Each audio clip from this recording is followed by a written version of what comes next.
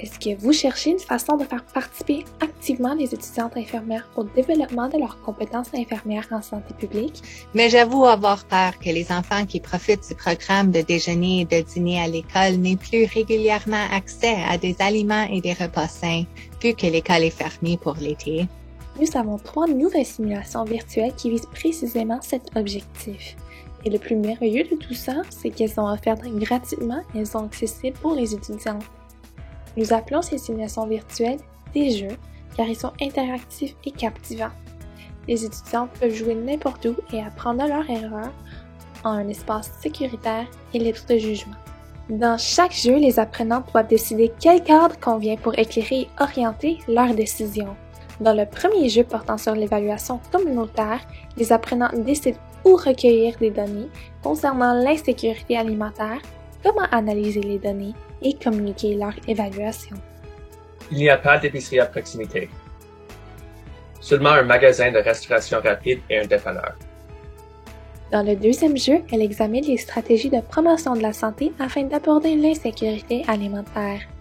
Les apprenantes collaborent avec des clients et des partenaires communautaires, décident quelles actions sont éclairées par des données probantes et mettent en œuvre et évaluent l'impact des interventions.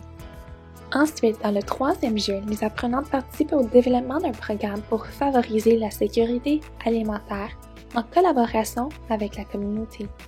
Nous avons intégré des questions, sélectionné toutes les réponses applicables afin de favoriser le développement de la pensée critique relativement aux soins infirmiers en population générale. Des justifications pour chaque décision renforcent les principaux objectifs d'apprentissage. Selon les étudiants, ces justifications sont les meilleurs éléments de l'expérience car elles les aident à apprendre au moment présent. Un guide d'accompagnement présente le contenu et offre aux enseignants des meilleures pratiques en matière d'apprentissage par simulation.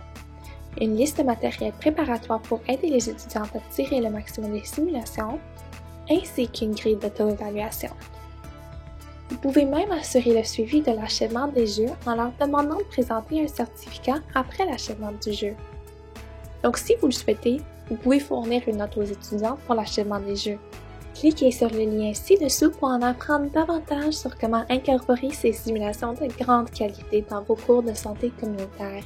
Ces jeux n'auraient pas été possibles sans le financement obtenu du gouvernement de l'Ontario par une subvention de la stratégie d'apprentissage virtuel accordée par eCampus Ontario.